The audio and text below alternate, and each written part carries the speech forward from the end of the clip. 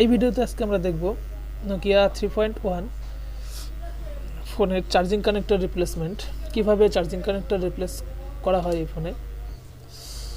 So প্রথমত আমাদের পেছন পার্টটা খুলে নিতে হবে, খুলে নিয়ে চার্জিং কানেক্টরটা আমাদের খুলে নিতে হবে।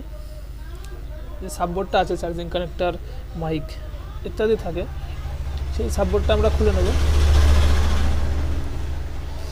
সাববোর্ডটা খুলে নিয়ে আমাদের চার্জিং কানেক্টরটা সাববোর্ডের থেকে আলাদা করে নিতে হবে। চার্জিং যে কানেক্টর, এটা ড্যামেজ হয়ে গেছে, এটা আমরা চেঞ্জ করে নেব খুব সহজ উপায়ে। সো বোলার দিয়ে প্রথমত আমাদের কানেক্টরটা ওপেন করতে হবে। আমরা কানেক্টরটা ওপেন করে নেব, হালকা একটু পেস্ট লজন দিয়ে নিলে খুব তাড়াতাড়ি সহজেই খুলে যাবে। চার্জিং কানেক্টরটা ওপেন করে নিলাম। এরপর আমাদের নতুন সেম কানেক্টর দরকার একটা।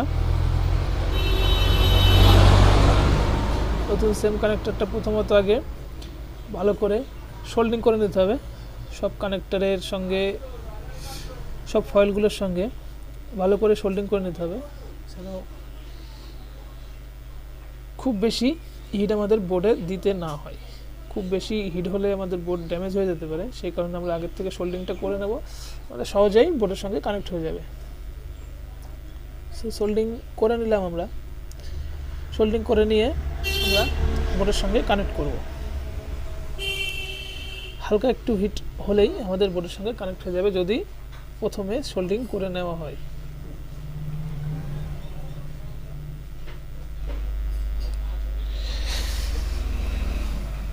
সোল্ডিংটা করে নিলাম, করে নিয়ে আমরা কানেক্ট করে নিলাম।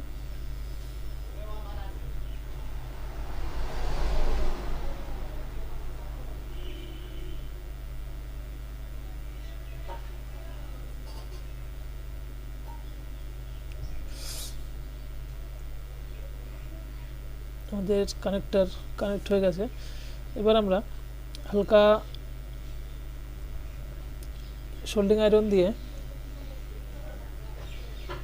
কানেক্টরগুলো, ফয়েলগুলো আবার হালকা সোল্ডিং করে দেব।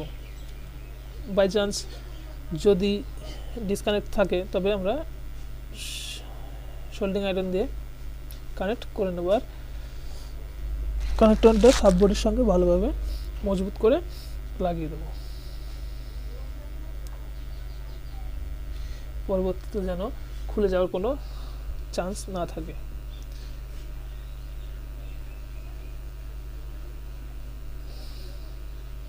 খুব সহজেই কিন্তু আমরা এইভাবে কানেক্টরটা চেঞ্জ করে নিতে পারি। এবার আমরা দেখব আমাদের চার্জিং কাজ করছে কিনা। সাববোর্ডটা বোর্ডের সঙ্গে সেট করে নিলাম। সেট করে নিয়ে আমরা দেখব চার্জিংটা ঠিক আছে কিনা। আশা করি সবাই বুঝতে পেরেছে কিভাবে খুব সহজেই চার্জিং কানেক্টর ফিক্স করা যায়।